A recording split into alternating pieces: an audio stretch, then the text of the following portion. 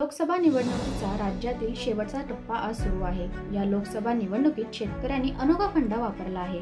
नाशिक जिल्ह्यातील शेतकऱ्यांनी कांदे आणि टोमॅटोचा वापर करत मतदान केले आहे। शासनाचे लक्ष या प्रश्नाकडे वेधण्याचा प्रयत्न शेतकऱ्यांनी यावेळी केला। शेतकऱ्यांनी केलेल्या या प्रकाराची चांगली चर्चा रंगली होती। नाशिकच्या चांदवड तालुक्यातील वडगाव पंगू येथील काही तरुण शेतकऱ्यांनी कांद्याला भाव नसल्याने निषेध म्हणून कांद्याच्या माळा गळ्यात घालून मतदानाला जाण्याचा प्रयत्न केला।